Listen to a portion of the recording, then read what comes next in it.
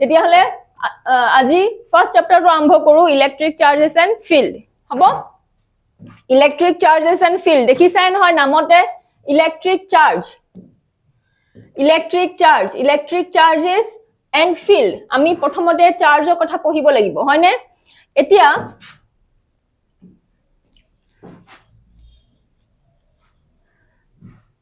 ইয়াত আমি চাৰ্জৰ কথা পঢ়িব লাগিব তেতিয়া হলে চাৰ্জেছ নো কি হয় ওয়াটাৰ চাৰ্জ মানে কি আধান হৈছে চাৰ্জ হৈছে it is an intrinsic property অন্তৰ্নিহিত গুণ intrinsic property of matter পদাৰ্থৰ অন্তৰ্নিহিত গুণ ই হৈছে মৌলিক গুণ পদাৰ্থৰ মৌলিক গুণ fundamental property of matter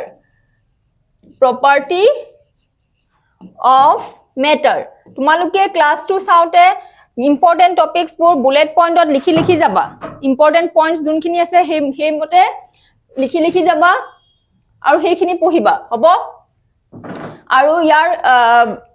যোনখিনি নোটস আছে প্ৰতিটো চ্যাপ্টাৰ নোটস তোমালোকে এপত পাই যাবা হ'ব সেইখিনি তোমালোকে টেনচন ল'ব নালাগে কিন্তু ক্লাস 2 চাওতে তোমালোকে নিজে যি বুজি পাইছা সেই মতে বুলেট পইণ্ট হিচাপে লিখি যাবা যেতিয়া তোমালোকৰ ব্ৰেইনৰ লগত হাতু চলিব নহয় হেতু তোমালোকে কেতিয়াও নাপাহৰা হ'ব অকল চকুৰে চাই থাকি তোমালোকে বুজিবলৈ চেষ্টা নকৰিবা কি মই যি পঢ়াই আছো যি বুজিছা এটা পইণ্ট ওয়াইজ তোমালোকে লিখি যাবা হ'ব তেতিয়া হলে কি হ'ব তোমালোকৰ নোটছটো নিজৰ লগত থাকিলে লগতে যেহেতু লিখিছা তোমালোকে সেই লিখাখিনি ভালকে মন থাকি যাব হ'ব তো কি কলো চাৰ্জ কি হয় বুলি কলো মেটাৰৰ ইন্ট্ৰিনসিক প্ৰপাৰ্টি লগতে ই এটা ফান্ডামেন্টাল প্ৰপাৰ্টি বুলি আমি ক'ব পাৰো হ'ব চাৰ্জ হৈছে মেটাৰৰ ফান্ডামেন্টাল প্ৰপাৰ্টি চাৰ্জৰ লগত মেটাৰৰ ফান্ডামেন্টাল প্ৰপাৰ্টি আৰু কি হয় মাস ভৰ ঠিক আছে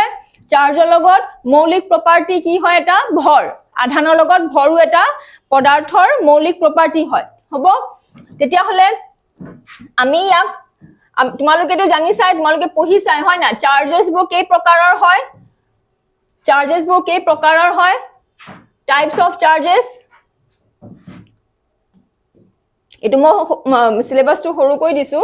যেহেতু আমি ডিসকাস কৰিলোৱে হয় এতিয়া আমি টাইপস অফ চাৰ্জেছলৈ যাও টাইপস অফ চাৰ্জেছ কি আছিল পজিটিভ টাইপস অফ চাৰ্জেছ কি আছিল পজিটিভ চাৰ্জ হয় নাই পজিটিভ চাৰ্জ আৰু কি আছিল নেগেটিভ চাৰ্জ হয় পজিটিভ এণ্ড নেগেটিভ চাৰ্জ আৰু তোমালোকে পঢ়িছাই জানাই যে সেম চাৰ্জ বা লাইক চাৰ্জ একে আধান দুটাই কি কৰিব ৰিপেল কৰিব হয়নে বিকৰ্ষণ ঘটে আৰু একে আধান দুটা মানে প্লাস প্লাস হ'ব পাৰে বা মাইনাস মাইনাস হ'ব পাৰে হয় আৰু বিপৰীত আধান দুটা মাজত আকৰ্ষণ হ'ব attract opposite charges attract each other হয় নাই পজিটিভ ৰিপেল কৰিব নেগেটিভ ৰিপেল কৰিব পজিটিভ নেগেটিভ attract কৰিব হেখিনি তোমালোকে পঢ়িছাই অলৰেডি হয় এতিয়া ইয়াৰ প্ৰপাৰ্টি চাৰ্জেছৰ প্ৰপাৰ্টিজ কেইটামান চাওচোন আমি হ'ব তেতিয়াহে আৰু আমি আগবাহিম প্ৰথমতে আমি প্ৰপাৰ্টিজ কেইবাটাও প্ৰপাৰ্টিজ আছে প্ৰপাৰ্টিজ অফ চাৰ্জ হ'ব properties of charge হ'ব ফাৰ্স্ট প্ৰপাৰ্টিটো মই অথনি ক'লোৱে যে এতিয়া অলপ আগত ক'লোৱে যে positive same charges repel each other whereas opposite charges attract each other হয় নাই same charges repel each other whereas opposite charges attract each other একে আধান দুটাই নিজৰ মাজত বিকৰ্ষণ ঘটায় আৰু বিপৰীত আধানে নিজৰ মাজত আকৰ্ষণ ঘটায় হয়নে দুই নম্বৰ কি হ'ব আধান দুটাৰ charges are quantized in nature quantized in nature.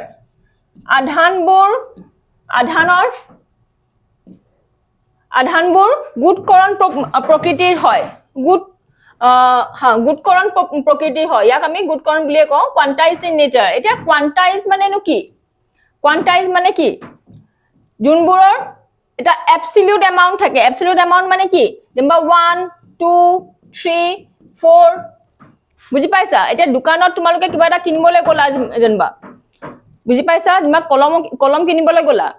এটা কলম দিয়ক বা দুটা কলম দিয়ক বুলি কয় কোৱা হয় হয় নাই আমি আধা কলম 1/2 কলম পেন দিয়ক বা 3/4 পেন দিয়ক হেনেকে নকও নহয় ফ্ৰেকশনত নকও বা ডেসিমেলত নকও হয় নাই তো হেইবোৰক আমি কি বুলি কওঁ ইন্টিজাৰ্স they always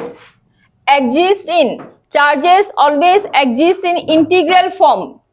বুজি পাইছা charges they always exist in integral form হব এতিয়া আমি ইয়াত লিখিব পাৰো এনেকে যে দা ৰবা এনেকে লিখিব পাৰো লিখাটো অকমান লিখি দিছো the smallest charge that exists the smallest charge that exists the smallest charge that exists independently স্বতন্ত্ৰভাৱে থকা আটাইতকৈ সৰু charge the charges that exist independently is charge of one electron এটা ইলেক্ট্ৰনৰ আধান আৰু 1 ইলেক্ট্ৰন কি হ'ব 1.6 into 10 to the power minus 19 coulomb হয় the smallest charge that exists independently is charge of 1 electron smallest charge আৰু charge of 1 electron to কিমান হ'ব 1.6 into 10 to the power minus 19 coulomb মানে আমি ইয়াক এনেকে লিখিব পাৰো দেখিছা n2 কি হ'ব 1 হলে আমি কিমান পাম charge q equal to 1.6 into 10 to the power minus 19 coulomb বুজি পাইছা আৰু কথা এটা ক'বলৈ থাকি গল চাৰ্জক আমি কেনেকে সিম্বলাইজ কৰো ক্যাপিটাল q ৰে সিম্বলাইজ কৰো বুজি পাইছা ইয়াক আমি ক্যাপিটাল q ৰে সিম্বলাইজ কৰো ইয়াৰ ইউনিট টু কি হ'ব কুলম হ'ব ইয়াক আমি ক্যাপিটাল c ৰে ডিনোট কৰো হয় আৰু ইলেক্ট্ৰন 1 ইলেক্ট্ৰনৰ চাৰ্জ কিমান হয় এতিয়া মই কলুৱে 1.6 into 10 to the power minus 19 coulomb ঠিক আছে তেতিয়া হলে এতিয়া চাবা ইয়াক আমি এই কোয়ান্টাইজেশনক আমি এনেকে লিখিব পাৰো q equal to plus minus ne ইয়াক q কি হল চার্জ হয় না চার্জ অফ এ বডি যিকোনো বস্তুৰ যিকোনো বডিৰ চাৰ্জ হ'ব ই কি হয়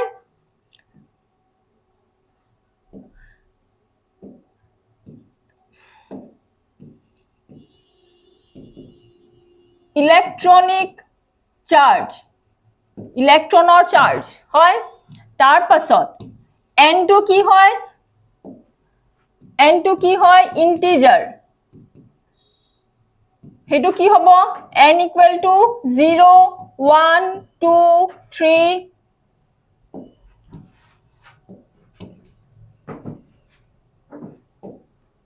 4 5 হ'ব আমি n equal to 0 1 2 3 4 5 হেনেকে লিখিব n equal to integer n equal to কেতিয়াও এনেকে এটো ফৰ্মত নাথাকে 0.1 0.2 0.3 হেতু ফৰ্মত কেতিয়াও নাথাকে বা ইয়া ই ফ্ৰেকশনটো কেতিয়াও নাথাকে হ'ব ই ফ্ৰেকশনত আৰু ডেসিমেলত কেতিয়াও নাথাকে n is not equal to like 3/4 5/6 ঠিক আছে তেতিয়া হলে আমি কি যদি n equal to 1 হয় আমি কি পাম q equal to যদি পজিটিভ চার্জ হয় তেতিয়া হলে q equal to পাম plus e যদি n equal to 2 হ'ব তেতিয়া হলে q equal to কি পাম প্লাছ 2e হয় ঠিক আছে আৰু এটা কথা আৰু এটা হেৰি ক'বলৈ থাকি গ'ল কনজাৰভেশ্যন অফ চাৰ্জ আধানৰ সংৰক্ষণ আধানৰ সংৰক্ষণৰ নীতি অনুসৰি কি হয় charges can never be created nor be destroyed it can always only be transferred from one body to another body হয় নাই এটা বডিৰ পৰা আন এটা বডিলে চাৰ্জটো ট্ৰান্সফাৰ কৰাহে হয় আধান ট্ৰান্সফাৰ কৰাহে হয় কিন্তু ইয়াক আধানক আমি সৃষ্টি কৰিব নোৱাৰো ধ্বংস কৰিব নোৱাৰো ক্ৰিয়েট আৰু ডেষ্ট্ৰয় কৰিব নোৱাৰো তাৰ মানে কি হয় total charge conservation quantization of charge খিনি লিখা পাছত অকমান এটা এনেকে বুলেট পইণ্ট দিপনে লিখি লব পাৰা conservation of charge ইয়াৰ মতে কি হয় charges can never be created nor be destroyed charges can never be created nor be destroyed but it can be transferred from one body to another eta body pora aneta body loi I transfer koribo pari charge kintu yak create ba destroy koribo nwari hobo etu hol conservation of charge tar mane ki that is what that is total charge in a body total charge in a body is constant is always constant hobo কোনো বস্তু এটা থকা মুঠ আধানটো সদায় ধ্ৰুৱক হৈ থাকে ঠিক আছে ইয়াৰ এক্সাম্পলৰ কাৰণে আমি চাওচোন এক্সাম্পল ধৰি লৈছো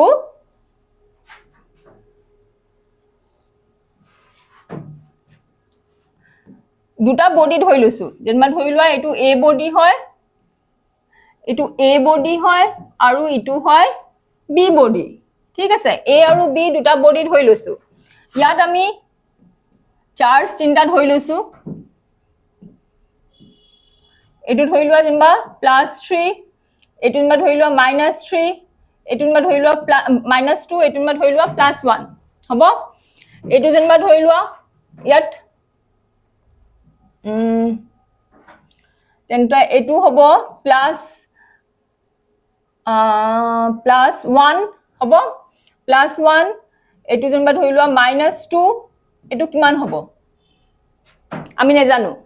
নেজানো যে ইয়াত কিমান চাৰ্জ আছে হ'ব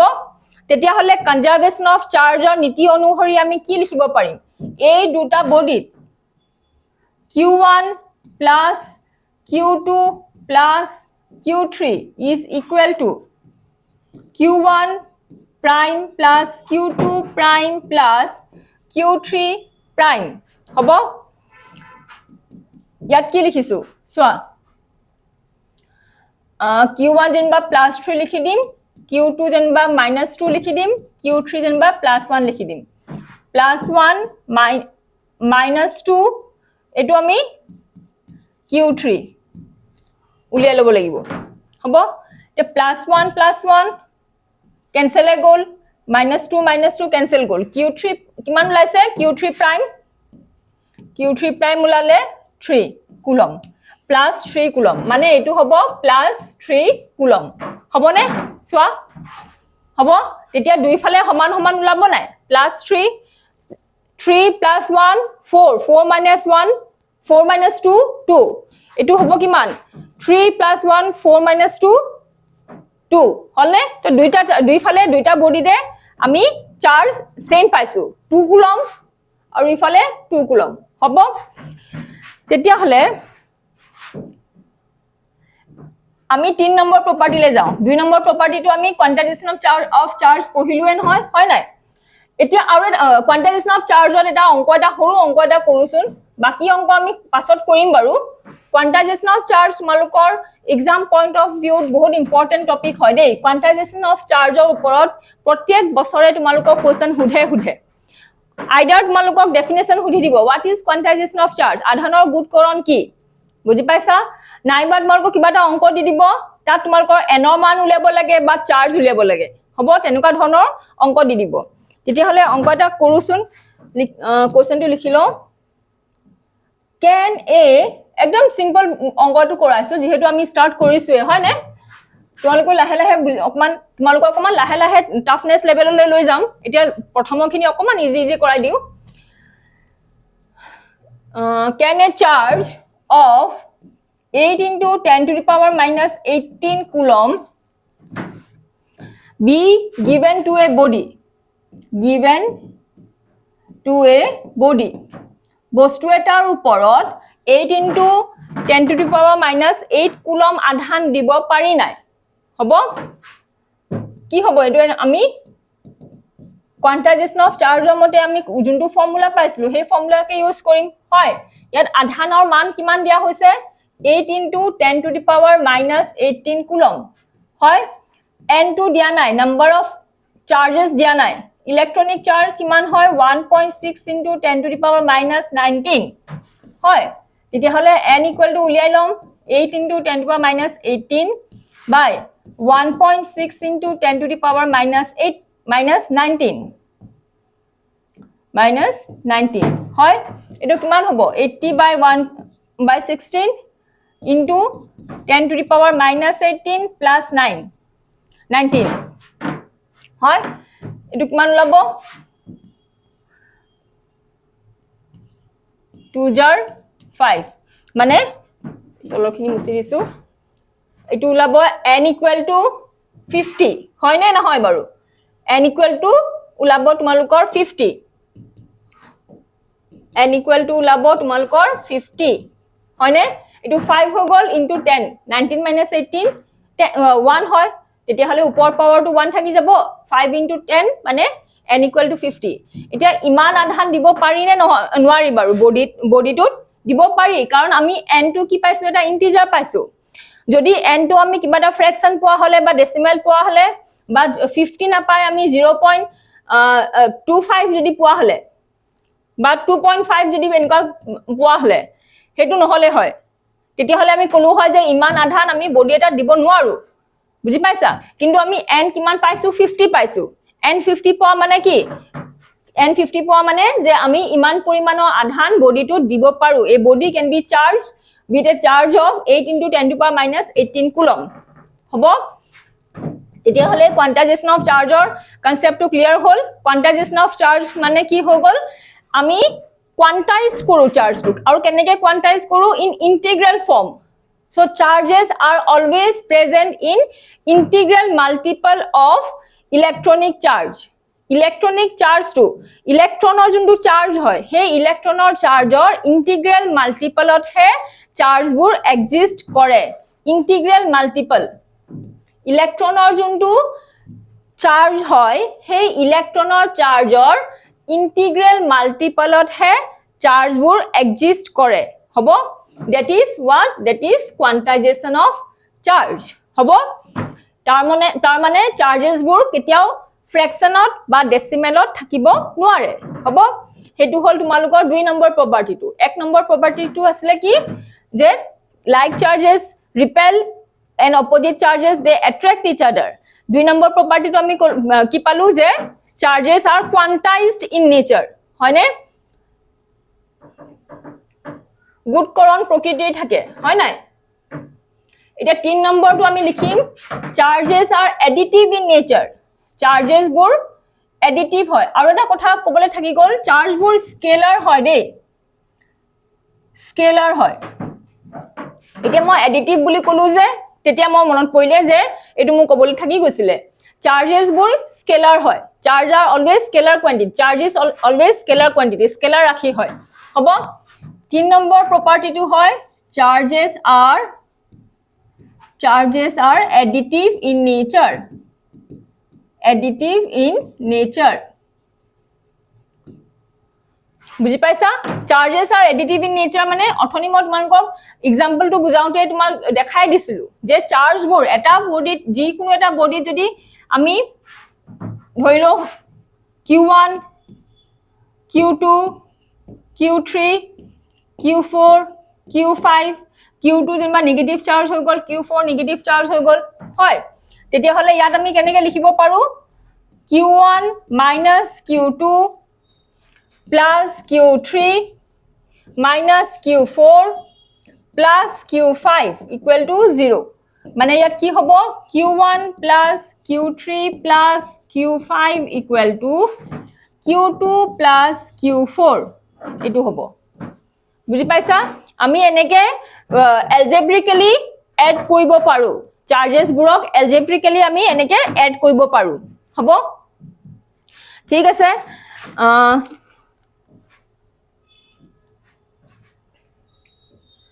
আৰু এটা কথা ক'বলৈ থাকি গ'ল ৰবা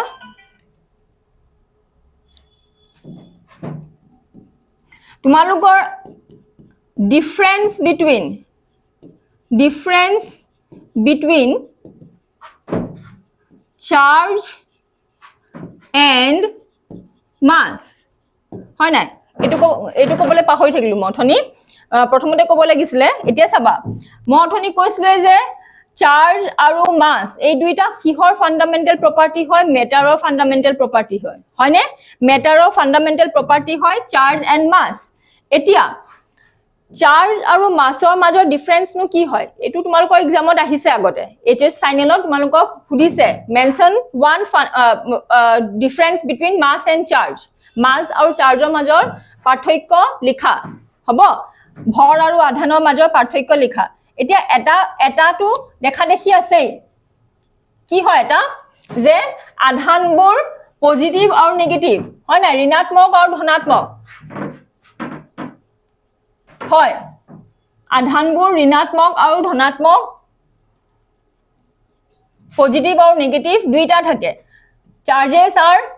charges are positive as well as negative কিন্তু মাস টু হদায় পজিটিভে হয় হয় নাই লগতে আৰু কি হয় মাস টু আমি এই ফৰ্মুলা তোমালোকে পাইছা হয়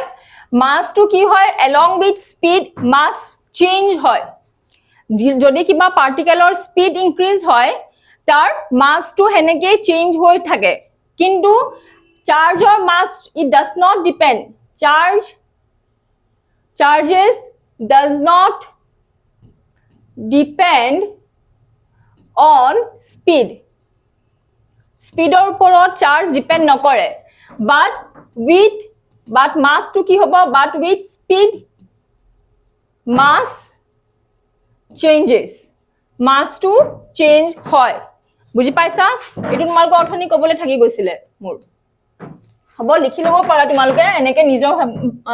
মই যেনেকে শৰ্টকে লিখাই দিছো হেমতে তোমালোকে লিখি লব পাৰা যে চাৰ্জবোৰ পজিটিভ আৰু নেগেটিভ দুইটা ফৰ্মতে থাকে কিন্তু মাসটো সদায় পজিটিভে আমি পাও হয় নাই আৰু মাসটো উইথ স্পিড ইয়া মাস চেঞ্জ হয় যিকোনো পাৰ্টিকেলৰ মাস চেঞ্জ হয় কিন্তু charges they do not depend on speed হ'ব তেতিয়াহলে আজিলে বাৰু ইমানে নেক্সট ক্লাছত আমি আৰু পঢ়িম যে বডি এটা আমি কেনেকে কি ধৰণে চাৰ্জ কৰিব পাৰো আধানযুক্তকে কি ধৰণে কৰিব পাৰো কেনেকুৱা প্ৰসেসৰে আমি বডি এটা চাৰ্জ কৰিব পাৰো সেই প্ৰসেসখিনি পঢ়িম তাৰপা কুলমৰ সূত্ৰ পঢ়িম কুলমছ ল পঢ়িম নেক্সট ক্লাছত হ'ব